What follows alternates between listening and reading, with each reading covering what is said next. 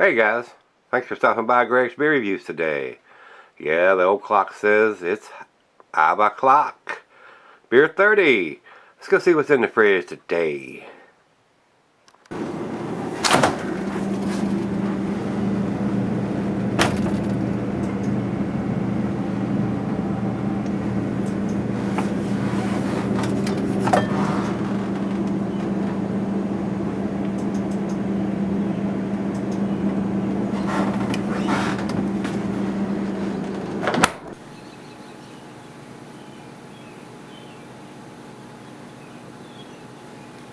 Hey everybody, welcome to Gregsbeerreviews today. Thanks so much for stopping by. I certainly do appreciate it. Today's beer comes from Ommegang Brewery. This is their Neon Rainbows. They make a Neon Rainbows, which is a single IPA, and the Neon is their double. And they're claiming New England style right here on the front of the can. And it was, on the bottom it says Best Buy. They know better than that. I mean, 053122, end of May. So it's, here we are, middle of May, when I'm reviewing this. It's almost to the end of their saying shelf life. So what is their shelf life? Now that brings to mind, is it 3 months, 4 months, 6 months, 8 months? I mean, what does the brewery think as a decent, or what they consider a good shelf life? So anyway, I like to know when it's put in a can to let me decide what shelf life I want my beers to have. Again, 8% here, guys. I don't see IBUs listed on the back where the ABV is, and of course these guys are out of New York, and I don't buy a lot of their beers, guys. I have reviewed some of their beers in years past, but and they make some very tasty beers, guys, I will add that, but they're very pricey. They're not cheap. Now they've gone to the cans, maybe the prices come down, but they were putting them in those great big, everything's in that great big special edition corked and caged bottle when I was getting them. So maybe the prices come down with this, and we shall see. I haven't had an Ommegang in a while. I think I've had one over the last couple of years, but not like I did at one time. But anyway, 50 IBUs according to Untappd. Neon Rainbows pours cloudy golden orange with a bright white head. The aroma is a melange of tropical fruit, citrus, and bubblegum. Modest bitterness is balanced by pillowy, pale malts with generous flavors of melon, pineapple, and orange juice. So, hops, it says here, bittering, Hallertau, Magnum, Whirlpool, Mosaic, Simcoe, Citra, Topaz, and Centennial. The Whirlpool is how they get that orange juice looking stuff, guys, which I don't have one, and that's why I have never brewed one. First dry hopping is Mosaic and Citra. Second dry hopping is Simcoe and Topaz. So this should be a super tasty beer, guys, but we shall see if they hit it on the head. It sounds like they got all the right ingredients, in my humble opinion. So we've gone through everything. It is time.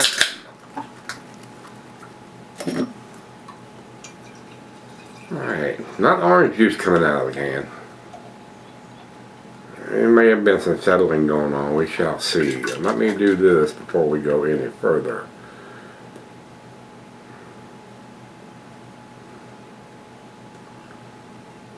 Of course, we're going to get a little bit more head by doing it that early in the pour, but not quite 2 fingers ahead on that, guys. And cloudy, hazy, New England style. Unless it really super clouds up on that final back end pour, not hitting the bell on the appearance. I can see light right through that thin part down here. So New England style on appearance. And that could, you know, I mean, it isn't all about what it looks like, you know, that's part of it, but, you know, it's, if you're in a judging contest, you know, that's part of it. The SRM, the color of the beer, or I don't know, I have never been certified, but I don't think I've judged anything since these New England style beers hit the scene, as they say. So it's still a good looking beer now, guys. Don't get me wrong. We're about to taste this puppy. To the nose we go. Orangey, citrusy. Maybe a hint of some melon. Now I got a strong grapefruit. Might be a little pineapple in there. So the aroma is not overwhelming, guys. So the appearance hadn't impressed me, and now the aroma. I mean, this thing should be blowing off the charts with hop aroma. So I'm not getting it on this, guys. So let's dive in. Cheers, everybody. This comes to me by my brother Dennis. Cheers, Dennis. Hope you're doing well, my friend.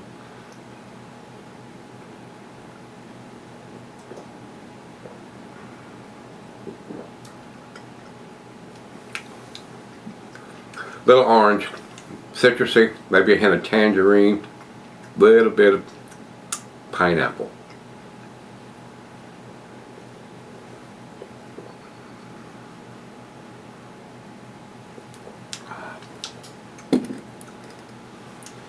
It's decent. It is decent, guys. I mean, not the best New England style double IPA I've had.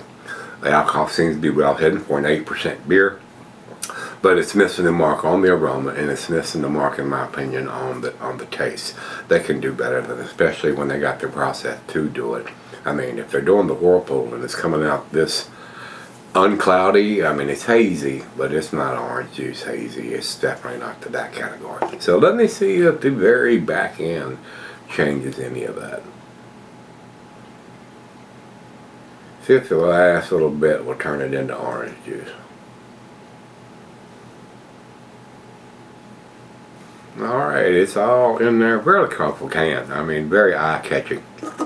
So, definitely something if I've seen, I would probably pick up if it was pretty close to a month or so still left on the best by or best before kind of dates. When you get real close to them, they're still not knowing if is it a 3-month shelf life, 4 months, 6 months. What are they? They can do whatever. So, guys, I'm going to pick it up one more time. Maybe a smidge more cloudy on the bottom side there. It is close, guys. I mean, I'm nitpicking, but I have to be orange juice looking for a New England style. That's just my OCD, guys. That's just me. I mean, there's plenty of people who will say, oh yeah, it's New England style. Just start looking at it. It's cloudy enough for them to be considered that. I kind of like mine the way it should be. I'm old school, I guess. Old school on a new beer, new style beer. So we're going to go sip on it, see what I think when we come back.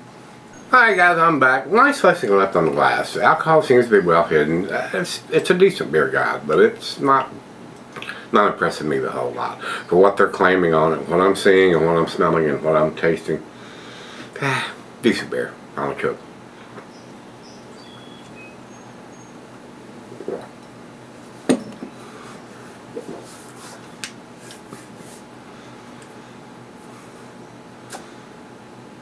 I think I missed the mark on this one all the way around, to be honest about it. And a lot of times you expect that from the bigger craft breweries that, you know, I don't want to call out any names, but some of the bigger craft breweries that are distributed in just about every state, they seem to not be able to replicate this style. So something's going on there. They don't want to. They don't want to put the effort in. They don't want to put the ingredients or hops in. It's just not coming to bear to this guy. They're in the business of selling beer, so I mean that's how it works. So you know, the less expensive it is to brew, the more they're going to sell and the more profit they're going to make. So that's where I'm going to leave this. B beer, guys, 88. B plus, if you will, and. Only reason I'm saying B plus, it does have at least a Best Buy. It doesn't have nothing, you know, on it. At least you're getting some inclination. You could probably research that if you wanted to find out what their shelf life is. If you want to go to the brewery website, and they may tell you that. So anyway, I just soon have it on there when it was, but that's just me though, guys. 88 for me on this one. Over to Beer Advocate, they say 85. I'm giving it a better grade than those guys. So, and Untapped has it at 3.92, also in their B plus range. So, B plus beer, guys. That's basically it. A little disappointing for a brewery that has this name, that does make some really tasty beers. But I haven't had any in quite a while because they were pricey in those big corked and caged bottles. But anyway, that's beside the point. We've already discussed that. If you've had Neon Rainbows, the double IPA, let me know what you think. It blow anybody's hair back or socks off out there? Didn't work for me, so till we meet again, let's go see what's in the fridge.